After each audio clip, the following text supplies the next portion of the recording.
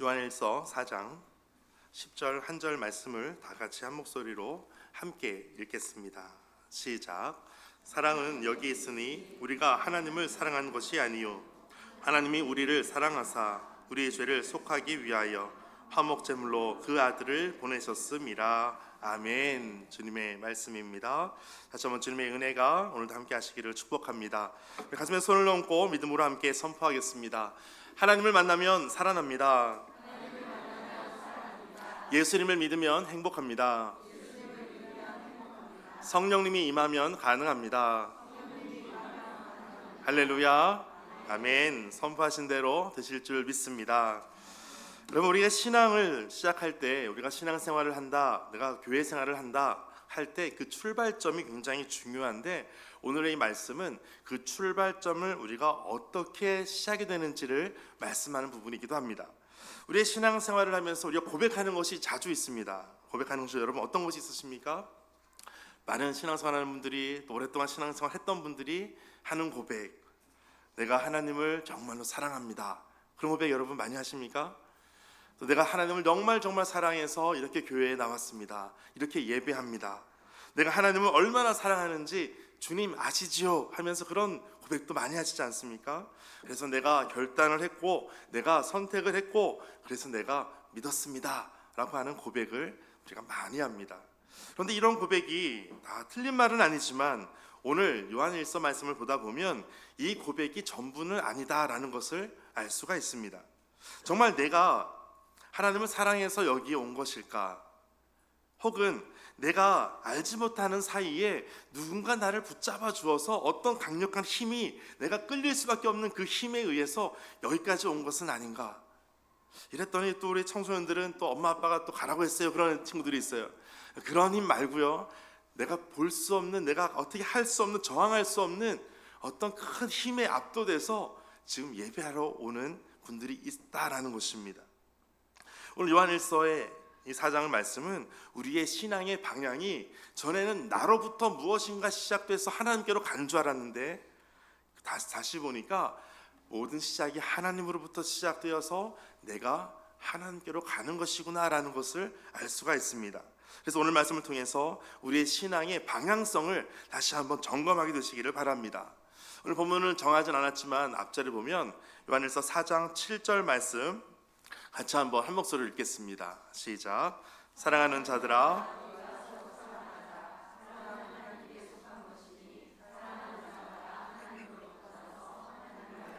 아멘. 너무나 친절하게도 사랑하는 자들아 라고 표현하고 있습니다. 누군가를 부를 때 사랑하는 자들아, 사랑하는 아들아, 사랑하는 딸아, 이렇게 말씀하는 것을 들을 때 그 음성의 그 느낌의 분위기가 여러분 다가올 것입니다. 하나님께서 여러분에게 동일하게 말씀하십니다. 사랑하는 자들아. 그리고 또 이어서 말씀하십니다. 우리가 서로 사랑하자. 사랑하자라고 하는 것을 보니까 뭔가 사랑을 꼭 해야 될 것 같고, 사랑을 안 하면은 마치 죄를 짓는 것처럼 그런 생각이 드는 분 계십니까? 네, 그런 생각이 든다면 잘 생각하신 겁니다. 사랑하는 것은 반드시 이루어져야 되는 것입니다. 왜냐하면 그 이유가 뒤에 말씀에 있습니다. 사랑은 누구에게 속한 것이라고요? 하나님께 속한 것이니. 사랑이 전에는 나로부터 뭔가 나와서 사랑할 어떤 마음이 생겨서 사랑하는 줄 알았는데, 그것이 아니고 사랑은 하나님께 속한 것이다 라고 그 소속에 대한 정체성에 대해서 말씀하고 있습니다. 속한 것이다 라고 하는 그 의미가 어떤 근원에 대해서 말합니다. 출처가 무엇인지를 말합니다. 사랑에 대한 소유권을 말합니다. 사랑은 하나님께 속해 있습니다. 사랑이라는 것이 나의 것이 아니라 하나님의 것입니다 라는 것이에요. 그래서 사랑하는 자마다 하나님으로부터 나서 하나님을 알게 됩니다. 이 사랑으로 우리가 하나님께로 나아갈 수 있도록 중요한 근원이 되고 있습니다. 그래서 사랑이라고 하는 그 감정은 단순한 인간적인 감정이 아니고, 사랑은 어떤 윤리적이나 어떤 도덕적인 그런 산물이 아니고, 사랑은 하나님께서 흘러나오도록 우리에게 존재의 목적을 두는 것이 바로 사랑이라는 것입니다. 좀 어려운가요? 사랑은 하나님께서 내가 존재할 수 있도록 그 출발점을 만들어 주시는 것, 이것이 바로 사랑이라는 것입니다. 내가 지금 여기에 서 있는 것, 여기에 예배하고 있는 것, 함께 교제하고 있는 것, 그 출발점이 어디냐면 하나님의 사랑에서부터 시작이 되었다라는 것입니다. 예수님의 그 십자가의 공로가 아니고서는 우리가 여기 이렇게 모여서 예배할 이유가 없습니다. 하나님의 사랑이 아니고서는 주님께 나아가 예배할 수 있는 아무런 이유가 없습니다. 하나님의 사랑이 우리를 모이게 하고 예배하게 하고 그렇게 살아갈 수 있도록 하는 출발점이 됩니다. 요한일서 1장 5절에 하나님에 대해서 이렇게 다시 소개하고 있습니다. 같이 읽겠습니다. 시작. 우리가 그에게서 듣고 너희에게 전하는 소식은 이것이니 곧 하나님은 빛이시라 그에게는 어둠이 조금도 없으시다는 것이니라. 아멘. 하나님을 어떻게 표현하냐면 하나님은 빛이십니다. 모든 어둠을 다 밝게 비추시는 빛이십니다. 마찬가지로 하나님께서 우리에게 다가오실 때 우리의 어둠은 점점 더 사라지게 됩니다. 하나님의 빛이시라고 하는 것이 먼저입니다. 어둠보다 먼저 있는 것이 바로 빛입니다. 어둠이 빛을 찾은 것이 아니라 빛이 어둠으로 갔을 때 사람들이 볼 수 있게 되는 것입니다. 마찬가지입니다. 우리가 사랑할 수 있는 이유는 사랑이 먼저 우리 안에 들어왔기 때문입니다. 요한일서 4장 9절 말씀에 이렇게 표현하고 있습니다. 두 가지를 말씀하고 있는데요. 요한일서 4장 9절에 첫 번째는 하나님의 사랑이 우리에게 이렇게 나타난 바 되었다라는 것입니다. 이렇게 나타났다라고 하는 것은 보이지 않던 것이 어떤 역사 속에서 실제로 드러났다라는 것입니다. 그러니까 사랑이라고 하는 것이 어떤 추상적인 보이지 않는 그런 정도를 말하는 것이 아니라 감성적인 것을 말하는 것이 아니라 사랑이 보여지는 것이 있었는데 그것이 바로 예수님의 십자가 사건이라는 것입니다. 그래서 사랑이라고 하는 것은 어떤 느낌이 아니고 사랑은 어떤 말이 아니고 사랑은 사건이라는 것입니다. 사랑은 하늘에서 내려온 그런 단순한 추상적인 개념이 아니라 십자가 위에서 피를 흘린 그 현실이 바로 사랑이라는 것입니다. 예수님의 사랑, 그것은 십자가로 우리에게 보여지는 것입니다. 또한 요한은 두 번째로 말씀하는 것은 이것입니다. 하나님이 자기의 독생자를 세상에 보내심은 그로 말미암아 목적이 무엇이라고요? 우리를 살리려 하심이라. 아멘. 그 사랑으로 시작된 것이 십자가로 나타나 보여지게 되었고 그 예수님으로 인해서 우리를 살게 되는 역사가 일어나게 되었습니다. 이것이 사랑이라는 것입니다. 사랑은 어떤 로맨틱한 것이 아니에요. 사랑은 어떤 감정적인 것을 말하는 것이 아니에요. 그 하나님의 사랑은 바로 나타나게 되었습니다. 우리를 살려주게 되었습니다 라는 거예요. 여기서 우리가 알 수 있는 사랑의 특징이 있습니다. 사랑은 보내는 것입니다. 사랑은 내어주는 것입니다. 사랑은 손해를 감수하는 것입니다. 사랑은 희생하는 것입니다. 그래서 이런 말이 있죠. 마음 없이 줄 수 있어도 주는 것 없이 사랑할 수 없다라고 말합니다. 예수님의 그 사랑, 나타나신 우리를 살리신 그 사랑이 있기 때문에 우리가 이렇게 살 수 있는 것입니다. 이 사랑의 목적은 바로 나를 살리는 것이었습니다. 진짜 사랑은 살아나는 역사가 일어나는 것입니다. 여러분 한번 상상해 보십시오. 나와 옆에 누군가 한 사람이 있어요. 여러분이 사랑하는 누군가가 여러분에게 지금 두 명이 같이 있어요. 나를 포함해서 한 명이 더 있는데 두 사람 중에 한 사람만 살 수 있다고 생각한다면, 한 사람은 죽을 수밖에 없고 한 사람은 살 수 있다라고 한다면 여러분 누구를 어떻게 선택하시겠습니까?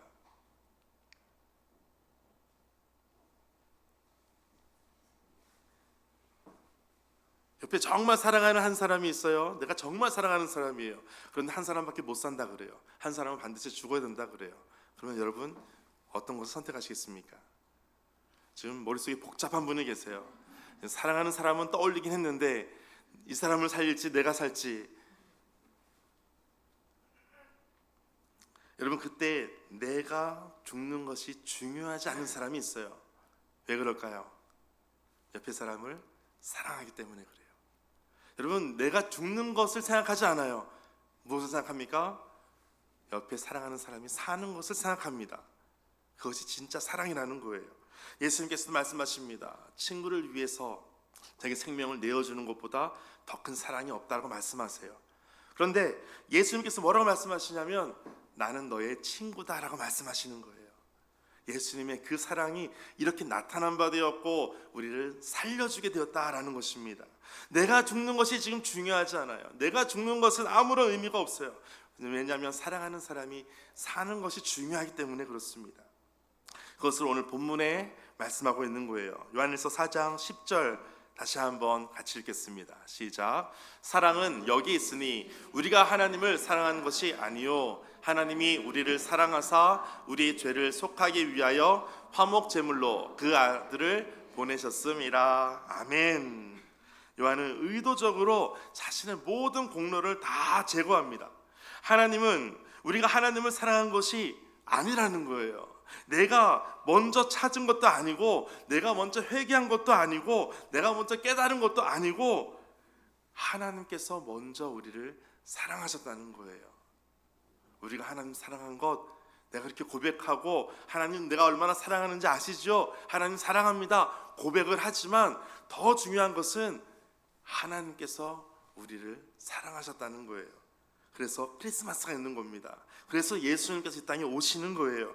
그 사랑 때문에 이 땅에 오신 분이 바로 예수님이십니다. 그래서 뒤에 있는 말씀, 화목 제물로 그 아들을 보내셨습니다. 예수님께서 왜 오셨습니까? 한 가지 이유입니다. 화목 제물로 오셨다라는 거예요. 이 화목 제물은 분노한 하나님을 달래기 위한 어떤 인간이 드린 어떤 제물, 그런 것이 아니에요. 하나님께서 친히 준비하신 속죄의 증거가 바로, 속죄의 수단이 바로 화목 제물, 바로 예수님이었다는 것입니다. 그래서 하나님께서 친히 준비하신 것이기 때문에 우리는 사랑의 주체가 아니에요. 내가 사랑하는 것이 아니에요. 나는 사랑을 받는 존재가 됩니다. 여러분, 교회 생활도 그래서 마찬가지예요. 내가 교회에 와서 무엇인가 일을 해야지, 내가 하나님의 사랑을 받았으니까 내가 무엇인가 보답을 하는 의미로 내가 일을 찾아서 막 하는 그런 게 시작되는 것이 아니고요. 교회에서도 하나님을 먼저 찾는 것, 하나님을 예배하는 것부터 시작인 거예요. 하나님을 예배하다 보니까 내가 할 일이 보이기 시작하는 거예요. 하나님께 감사해서 나중에 어떤 것이라도 하고 싶은 마음이 드는 거예요. 그때 그것이 봉사라는 것입니다. 그래서 사람들이 알아두지 않아도 괜찮은 거예요. 왜냐하면 하나님밖에 안 보이기 때문에 그래요.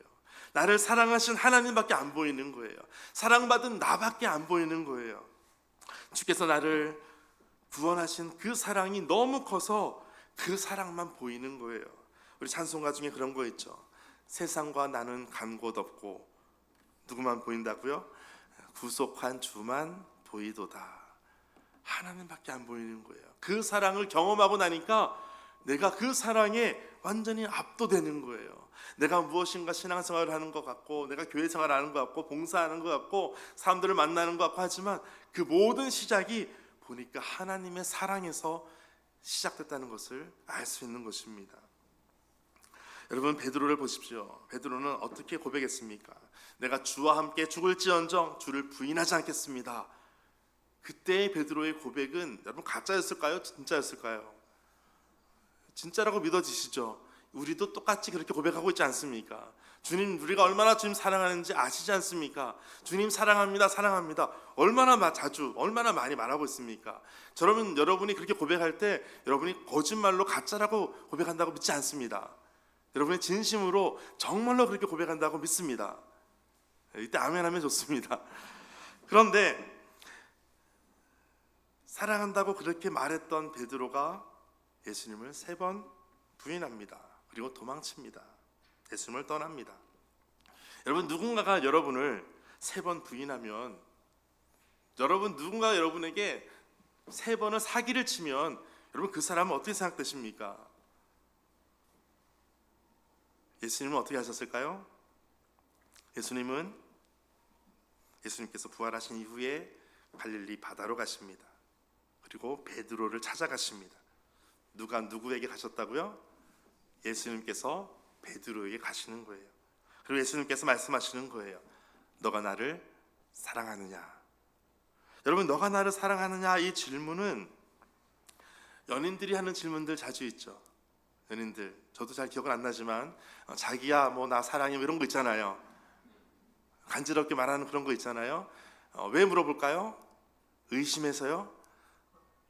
예스 노 답변해. 답변을 못하면 너는 이제 끝났어. 이런 걸까요? 예수님께서 질문하시는 그 질문이 예스 노를 어떤 답을 요구하는, 가부를 결정하는 그런 확인 질문이었을까요?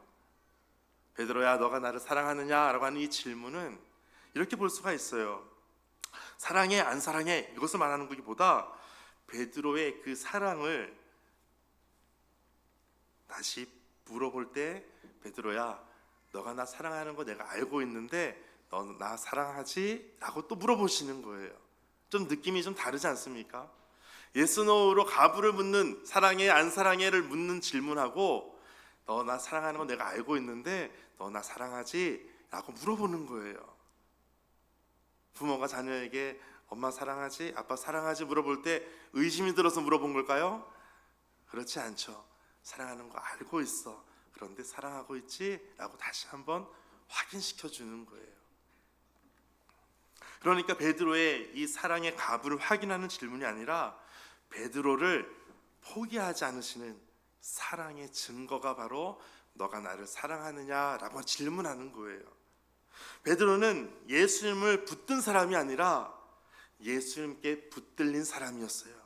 그것이 바로 사랑의 출처가 다르다는 것입니다. 우리를 사랑하시는 하나님께서 우리를 사랑하시는 거예요. 내가 주님을 사랑하기보다 먼저 하나님께서 나를 사랑하셨습니다 라는 고백입니다. 바로 베드로는 오늘 나와 똑같습니다. 오늘 여러분과 똑같습니다. 예수님께서 먼저 우리를 사랑하셨다라는 것이죠. 누가복음 15장에 가면 예수님께서 비유로 말씀하신 것이 있었습니다. 한 절씩 11절부터 소개되어 있는데요. 어떤 사람이 두 아들이 있었습니다. 그런데 둘째 아들이 아버지에게 다가가서 아버지, 나에게 재산 중에 내게 돌아올 분깃 상속분을 나에게 좀 주십시오. 아버지가 돌아가신 것도 아닌데 유산을 미리 달라는 거예요. 그리고 아버지는 그렇게 요청하는 둘째 아들에게 유산을 그대로 또 줍니다. 그리고 그 둘째 아들이 13절에 보니까 그 며칠이 안 돼요. 이제 먼 나라로 갑니다. 이제 해외여행 간 거예요. 해외여행 갔는데 거기에서 허랑방탕하여 재산을 다 낭비합니다. 그런데 거기에 흉년까지 든 거예요.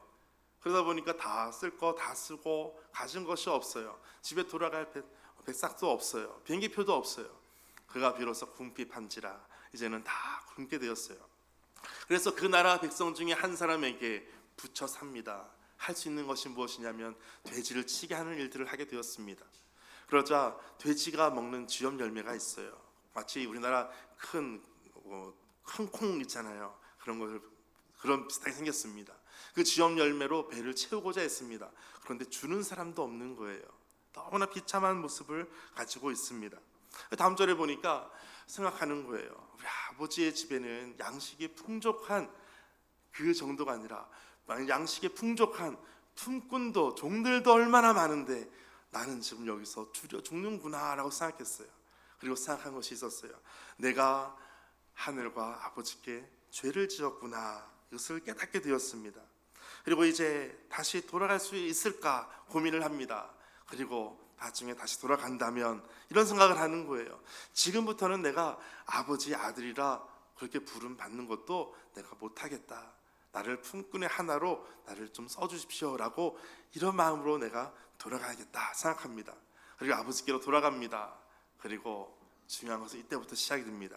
아직도 거리가 먼데 멀리 있는데 아버지가 그를 보고 측은히 여겨 달려가서 목을 안고 입을 맞추고 그 아들에게 말합니다. 내가 하늘과 아버지께 죄를 지었사오니 지금부터는 아버지 아들이라 일컬음 당한 것을 내가 감당하지 못하겠습니다. 아들이 이렇게 말하자 아버지는 어떻게 말합니까? 아니다. 내가 너에게 좋은 옷을 입히겠다. 가락지를 끼워주고 신을 신겨주고 저기에 살찐 송아지를 잡아서 우리가 먹고 잔치를 베풀자. 그래서 내 잃어버린 아들이 돌아왔다라고 하는 이야기가 옛날 이야기가 있습니다. 여러분, 이 비유가 무슨 비유이죠? 돌아온 탕자 비유, 이렇게 보통 이해를 합니다. 그런데 좀 더 나아가서 좀 더 정확히 이름을 짓는다면 돌아온 탕자를 받아준 아버지의 비유입니다. 초점이 아들에게 있는 것이 아니라 아버지에게 있습니다. 아직도 거리가 먼데 아버지는 계속해서 보고 있는 거예요. 내 아들이 언제 돌아오나 보고 있는 거예요. 멀리서 아주 희미하게 점처럼 보이는 작은 누군가를 보고서도 알 수 있는 거예요. 그것이 바로 아버지였어요. 멀리서 아직도 거리가 먼데 내 아들이 죽었다가 살아왔구나, 그것을 이제 보는 거예요. 여러분, 아들이 회개해서 받아진 것이 아니에요. 이미 기다렸던 아버지의 그 사랑 안으로 들어온 것입니다. 그 사랑이 아들이 무엇인가 해서가 아니라 아버지가 받아주기 시작한 거예요. 아버지가 이미 준비하고 있는 거예요. 그것이 바로 진짜 사랑이라는 것입니다. 예전에 제가 신방을 갔는데 요양병원이었어요.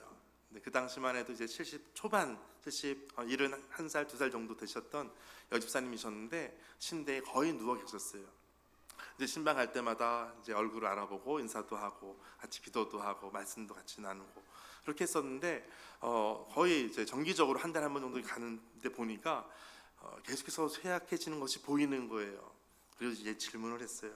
집사님, 이제 몸이 점점 더 힘들어지고 있는데 집사님 제 손을 한번 잡아보세요 그랬어요. 그래서 손을 내밀어서 제 손을 잡았어요. 그리고 나서 제가 조금 더 멀리 떨어져서 휠체어에 앉아 계신 상태였어요. 제가 다시 손을 내밀어 봤어요. 손이 닿을 만한 곳이 아니에요. 제 손을 한번 잡아보세요 했더니 잡을 수가 없죠. 거리가 안 되거든요. 그래서 제가 집사님에게 집사님이 제 손을 젊을 때에는 힘이 있을 때에는 잡을 수 있었지만 지금은 잡을 수가 없죠. 그런데 잡을 수 있는 방법이 있어요. 어떻게 했을까요? 제가 가서 잡아드렸어요. 그리고 말씀드렸어요. 전에는 내가 내 힘으로 무엇인가 했다라고 생각했는데 결국 내가 할 수 있는 것은 아무것도 없다는 것을 이제 깨닫게 될 거예요. 또 치매도 있었기 때문에 나중에는 제 얼굴도 못 알아볼 수도 있어요. 그런데 제가 알아보고 있잖아요. 그리고 제가 손을 잡아줄 수 있잖아요. 걱정하지 마세요. 그랬던 거예요. 많은 사람들이 착각하는 것 중에 하나가 무엇이냐면 내가 하나님을 붙잡은 줄 아는 거예요. 내가 잘해서 사업이 잘 되는 줄 아는 거예요. 내가 잘해서 자녀가 잘 되는 줄 아는 거예요. 다 착각이라는 것입니다. 내가 신앙에 위기가 있고 그래도 하나님을 떠나지 않는 이유가 있어요. 내가 실패했어도 하나님을 떠나지 않는 이유가 있어요. 내가 낙심해도 하나님을 떠나지 않는 이유가 있어요. 내가 죄책감 속에서도 하나님을 떠나지 않는 이유가 있어요. 내가 강해서가 아니에요. 내 믿음이 좋아서가 아니에요. 하나님께서 나를 붙잡고 계시기 때문입니다. 요한은 그것을 알았어요. 그래서 일평생 예수님께서 나를 그렇게 사랑하셨구나라는 것을 알았어요. 그래서 마지막에 이 서신서를 쓰면서도 예수님의 그 사랑이 내가 사랑하는 것보다 먼저였구나, 더 컸구나라는 것을 알게 되었어요. 그래서 요한은 어떻게 많은 고백을 하고 있냐면 요한복음에 보면 이렇게 자신을 표현하고 있습니다. 요한복음 13장 23절에 보니까 예수의 제자 중 하나 곧 그가 사랑하시는 자가 예수의 품에 의지하여 누웠는지라. 그가 사랑하시는 자 누구일까요? 요한이에요. 자신을 그가 사랑하시는 자라고 표현하고 있는 거예요. 내가 사랑하는 예수님이라고 표현하기보다 그가 사랑하시는 제자가 바로 나였습니다. 요한복음 19장 26절에도 예수께서 자기 어머니와 사랑하시는 제자가 곁에 서 있는 것을 보시고 누구라고 말하는 거죠? 요한을 말하는 거예요. 예수님께서 사랑하시는 제자 자신을 이렇게 표현하고 있어요. 요한복음 20장 2절에 이렇게 말씀하고 있어요. 시몬 베드로와 예수께서 사랑하시던 그 다른 제자에게 이렇게 말씀하시는 거예요. 예수께서 사랑하시던 그 제자, 내가 사랑하는 것보다 나를 사랑하시는 예수님을 더 말씀하고 싶은 거예요. 내가 얼마나 사랑하는지보다 나를 얼마나 사랑하셨는지를 더 강조하고 싶은 거예요. 그래서 오늘 본문 다음 절 11절을 보니까 사랑하는 자들아, 같이 읽어볼까요? 하나님이 이같이 우리를 사랑하셨은즉 우리도 서로 사랑하는 것이 마땅하도다. 아멘. 이같이 우리를 사랑하셨습니다. 그러므로 우리가 서로 사랑하는 것, 이것이 마땅한 것입니다. 서로 사랑하라는 명령은 구원의 조건이 아니에요. 너가 사랑하면 내가 사랑해 줄 거야가 아니고요, 구원의 결과가 됩니다. 사랑하라는 명령하시기 전에 하나님께서 먼저 사랑하셨다는 거예요. 여러분, 사랑이 식기도 하고 기도가 막히기도 하고 신앙이 메마를 때도 있잖아요. 그리고 우리는 스스로 정죄하기도 합니다.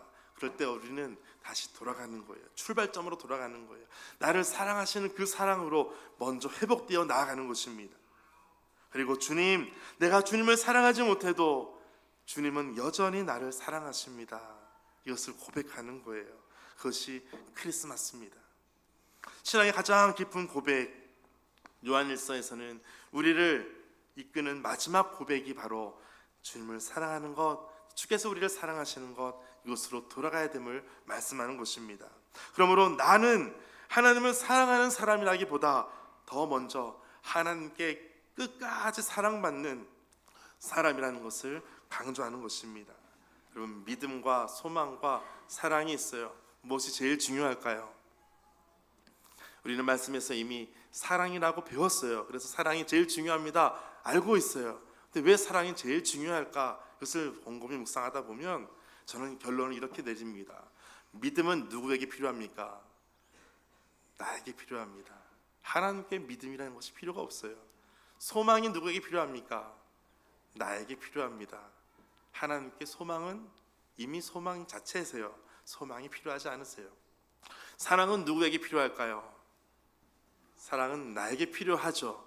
그런데 사랑은 나에게 없으면 내가 믿음과 소망도 존재할 수가 없어요. 하나님의 사랑이 시작이 없으면 내가 믿음도 소망도 가질 수가 없습니다. 출발의 시작이 바로 사랑입니다.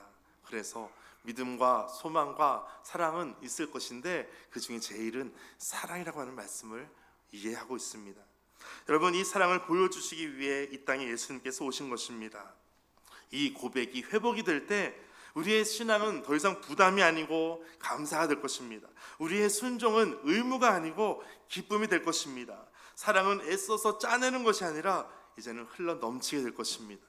오늘 나를 향한 하나님의 크신 사랑을 경험하시고 더 주님 앞에 감사로 기쁨으로 더욱더 예배하며 나아가는 성도님들 다 되시기를 주의 이름으로 축복합니다.